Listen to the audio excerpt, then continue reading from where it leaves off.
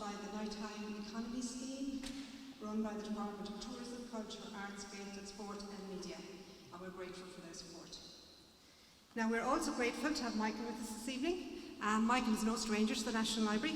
He has worked on several projects here. Some of you may have come along to our traditional singing concerts that we held earlier on, which were part of the research programs that Michael did in the library. In 2017, Michael organised a day-long seminar on the traditions associated with Hallowe'en or Samhain, and this talk tonight is based on that and inspired by that seminar. If you want to find more information on Michael's work, you'll find it on his website, folklore.ie. So, without further ado, I'm going to hand over to Michael. Thanks, everybody.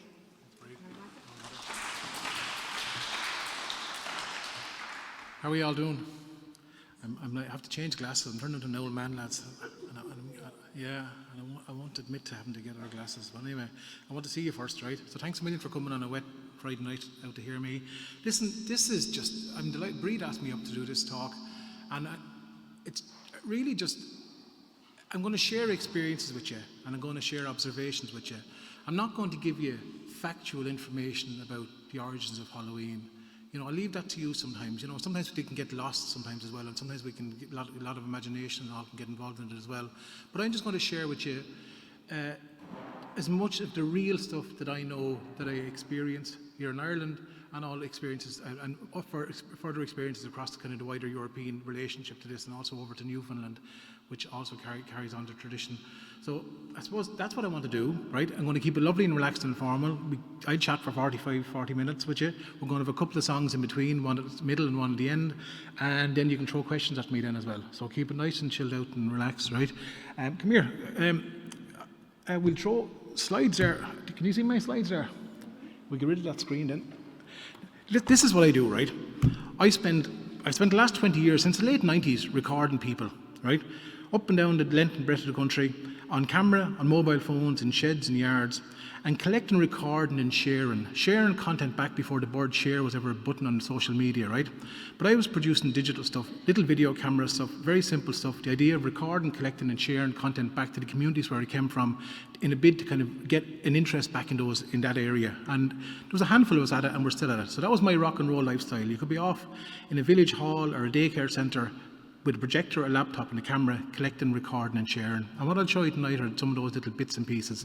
So that's what it was. Social media came along, I had no interest in it, but I went on it, and then I realised fairly quick that there was an age profile. Whoever I wanted to go to, I could actually, the people that I was recording, they actually went on to the likes of Facebook in particular, not Instagram, and I was actually able to collect and share and generate material and generate conversations using a very simple tool, using this yoke that most of you have in your pockets, right? And it's a gas thing, and I suppose my age profile is from 40 to 90. That's the profile I'm getting, you know, and I get loads of big type buttons and messages from people. So that's the stuff where I'm sharing stuff with, and that's where it's got currency at the moment, right?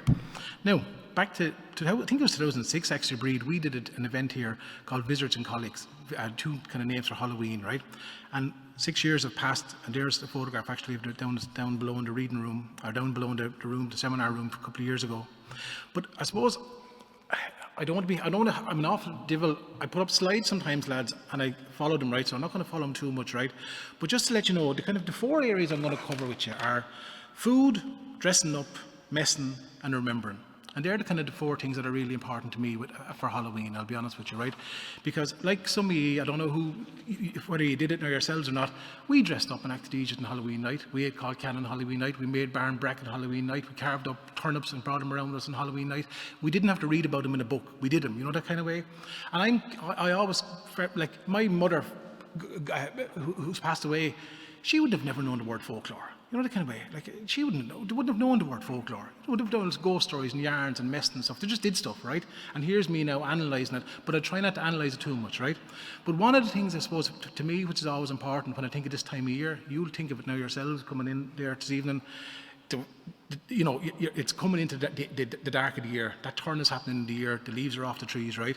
And even in Irish, the word for it, Derrifor, means the end of the harvest. Now I know a lot of the farmers will have their hay and their stuff done in July and August, but really that was the traditional date for the harvest. Have all your food ready so you could go into winter and you could be prepared for basically to survive, right? And that's what it was. It was subsistence living, and it didn't change. Like I know, like neighbours at home, they were lucky if they went to town once a month, That was only in the 1950s and 60s, right? That was in rural Wexford. So things, our lives have changed dramatically in the last 50, 60 years, hugely in the last 50, 60 years. So it was really important to have all that harvest, have your spuds in. Actually, you'd be digging spuds this time of year as well.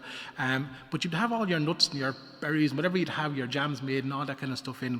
And it's no surprise to find that if we think back to 1st of May, start of summer, 1st of November, start of winter. So you go into the light and into the dark. It's very simple, a 6-month turn in the year, right? It's no surprise to find food and feasting there as part of it. We always mark those dates within the calendar year with food and feasting. We marked St. Bridget's Day with food and feast. We marked May Day sometimes with food and feast. And we marked Lunasa with food and some forms of feasting, whether it's picking frockins on the side of the hill of Mount Leinster or picking frockins up in County Laois, whatever it was. The food was an important part of it. One thing which I want to chat to you about as well. I have always been on about Halloween, right? Been on about it for years, probably so some of you as well here, right? And I've seen in the last couple of years, maybe it's my own fault, we're the kind of ones who are generating these conversations, and then sometimes things take angles and road to go off themselves. And I know the Halloween experience, which America has been hugely influenced by the Irish Halloween experience, for sure. That's without a doubt, right? But we didn't invent the whole thing, that kind of way. A lot of what we do is cross-European. And I suppose now with the advent of new people coming to Ireland in the last 20 years, the advent of social media, the advent of the internet, we can actually bridge those gaps. Do you know what I mean? Before we were sometimes getting very, very blinkered notions of who we are, and people would use those notions for different reasons. But one thing I want to point out, now there's a spelling mistake in this, so ignore that, right? Here's one thing that's important. I find that our Halloween, the harvest element of our Halloween, is almost identical to St. Martin's Day, St. Martin's Eve Halloween traditions right across mainland Europe, right? It's exactly 11, 12 days, whatever, and that was to do with the shift in the calendar, in the 1700s, right?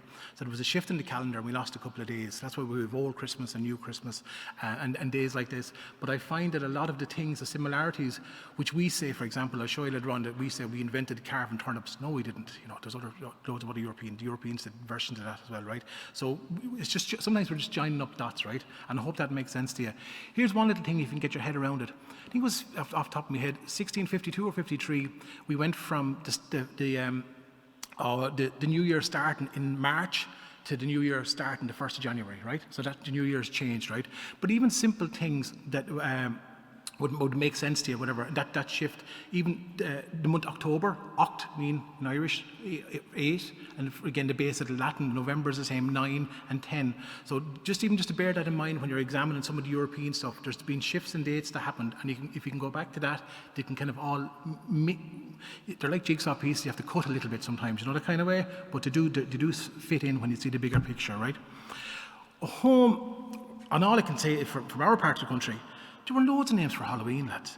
We called it All Holland, All Hallows, Visiting Night, Black Man Night, and there was no racial reference. It was just to do with people with black in their faces to call it a house where no one would know them, literally to just disguise themselves. Collican Night, which is from Colliach, Gate Lifting Night, Juggy Night, Puka Night, and then going out in the Tobies. And if I went up to Offaly, I'll find names like going out in the Huggadas. If I go to other parts of the country, it'll be different names. An interesting one to point out, if you look at like Kevin Danaher's early maps of Guysen, the Guysen tradition wasn't as big in the west as it was on the eastern part of the country and the southeastern part of the country. You'll look at Kevin Danaher's map, I don't have it here with me, but you'll see that it wasn't as strong as it was. We all accept it now that it's found all over Ireland, but the kind of wider mum and dressing up tradition wasn't as strong in other parts of the country, right? One thing I said to you there earlier on was the 1st of May. The 1st of May was the start of summer. You put up your May bush down at home in Wexford, you decorate with eggshells and tinsel and light up, you light bonfires, you do loads of stuff. And it's exactly 6 months later, we mark that other turn in the year. We mark the light in the year and we mark the dark of the year, right? And it's funny, food and harvest is a big part of it, right? Whether you're picking apples on the side of the road or picking damsons. But it's an interesting one. We use sometimes our calendar dates almost as warnings when to do stuff. So one of the classic ones is the 29th of September, St. Michaelmas Day, was a cut-off day for eating blackberries. Now, to be fair, if you're hungry and the blackberries are in the ditch on the 15th of October, you'd still eat them, right? But most people I found have always said that it was November's night, it was Halloween night, that was the cut-off. And the general story was, now I'm using the term, there's a very simple term there called the fairy cowl, or the cowl, was the, like a call, the children were born with them years ago. It was sailors would love them. It was a kind of just a membrane after the afterbirth, after the child was born. It was kept up, and people would keep it up, and they'd use it for protection against fires, and sailors in particular swore by it. Some people said the fairies threw that on it, more people said the fairies spat on the food, and more people said the fairies went out and did a big wee on the food, on the things in the ditches. And the idea was to stop the young lads and young ones going off and picking them and eating more, right? So November's night was a cut-off night for that. I'm going to show you a little video, and I've kept it simple. I didn't do this, I don't want to do death by PowerPoint with you lads, because I've all sat there to death by PowerPoint myself, right? And I don't want to do that, so I'm going to go, depend on the humour I'm in and how much time I have. I'm going to let you listen to some women from Mayo talking about the idea of the fairies and the November fruit. It was the 1st of November. November. Yeah. You would not. You were supposed not to touch a blackberry after that, November, because they were out the night before. They were out. Yes. Last day in November. November. Yeah, they peed on the blackberries. Yes. On the sloes. The sloes. The sloes. The blackberries. And they were. You don't touch them after that. It was all right to pick the blackberries or the apples, before November, but it seems the fairies were out November, That's right. And the November's night, Full stop came, there was no more after that. Oh, we were sure of that, really. Yes. Because I remember one day we were told, I was young that time, and I had one in my mouth, and I was worried a bit. I threw it out, thinking that and your heart to be broken, and you love it, but... The fairies used to wet them. Yeah. And you weren't supposed to eat any fruit of like sloes or blackberries or anything like that after